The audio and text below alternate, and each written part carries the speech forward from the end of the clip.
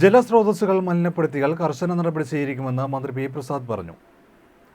ചേർത്തല കാർത്തിയാനി ദേവീക്ഷേത്ര കുളത്തിന്റെ ഉദ്ഘാടനം നിർവഹിച്ച് സംസാരിക്കുകയായിരുന്നു മന്ത്രി.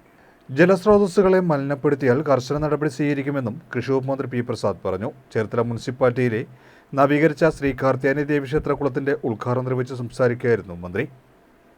പരമ്പരാഗത ജലസ്രോതസ്സുകളുടെ പുനരുജ്ജീവന പദ്ധതി പ്രകാരം മണ്ണ് സംരക്ഷണ വകുപ്പാണ് പദ്ധതി നടപ്പിലാക്കിയത്.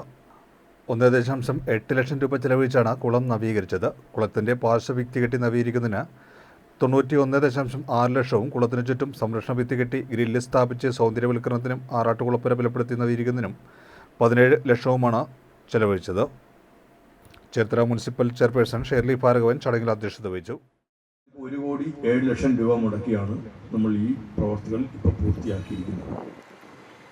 കുറച്ചുകൂടി അതിനകത്ത് ചെയ്യാൻ കഴിയുന്ന കാര്യങ്ങളെല്ലാം ഉണ്ടായിരുന്നു. ഞാനതിൻ്റെ എല്ലാ വിശദാംശങ്ങളിലേക്കും കടക്കുന്നില്ല. അത് ചെയ്യുന്നതിനകത്ത് താല്പര്യമില്ലാതെ വന്നു എന്നുള്ളത് കൊണ്ടാണ് അത് നടക്കാതെ പോയത്. ചുറ്റോടി ചുറ്റും ടൈലെല്ലാം ഇട്ട് അത്തരത്തിൽ ചെയ്യാൻ കഴിയുന്ന ഒരു രീതിയായിരുന്നു. പക്ഷേ അതിന് എന്തോ ഒരു താല്പര്യക്കുറവ് ചില കോണുകളിലെല്ലാം കാണുകയുണ്ടായി.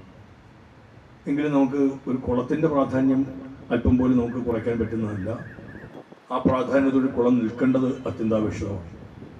ചേർത്തല കുളങ്ങൾക്കും തോടുകൾക്കും ഇത്രമേൽ പേര് കേട്ട സ്ഥലമാണ്. ഇത്രയും തോടുകൾ ഈ ചേർത്തല താലൂക്കിലുള്ളതുപോലെ വേറെ എവിടെയും, ഞാൻ ഏറെക്കുറെ കേരളത്തിലെ എല്ലായിടങ്ങളിലും പോയിട്ടുണ്ട്, ഇതുപോലെ കുളങ്ങൾ തോടുകൾ കണ്ടിട്ടുള്ള ഒരു സ്ഥലം ഇല്ല. ഒരു കാലത്ത് പ്രകൃതി ഉണ്ടാക്കിയതും അല്ലെങ്കിൽ പഴയ തലമുറയിൽപ്പെട്ട ആളുകൾ ചെയ്തു വെച്ചതും എല്ലാമായിട്ട് അവരൊരു നാടിനെ സംരക്ഷിക്കാൻ വേണ്ടി ചെയ്തു വെച്ചതാണ് എല്ലാം.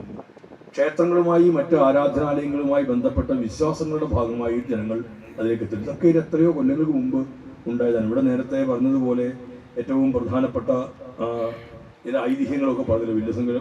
വില്ലുമംഗലം സ്വാമിയാർ വന്നിട്ട് വിശ്രമിക്കാൻ ഇരുന്നു എന്നൊക്കെ പറയുന്ന ഐതിഹ്യങ്ങൾ ഇതിൻ്റെ പിന്നിലുണ്ടെന്ന്. അപ്പോൾ അപ്പോൾ തന്നെ നിങ്ങൾ ആലോചിച്ച് നോക്കുക, എത്ര വർഷങ്ങളുടെ പഴക്കമുള്ള ഒന്നാണിതെല്ലാം എന്ന് ആലോചിച്ച് നോക്കുക.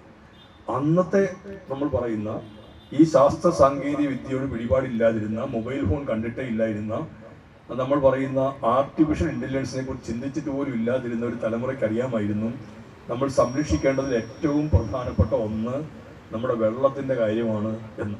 അങ്ങനെയാണ് അവർ അതിൻ്റെ സംരക്ഷണം ഉറപ്പാക്കിയത്. ഒരു ബുദ്ധിമുട്ടുമില്ലാണ്ട് വെള്ളത്തിന് ഒഴുകിപ്പോകാനുള്ളൊരു വഴി ഉണ്ടാവണം എന്നവർ ആലോചിച്ചു.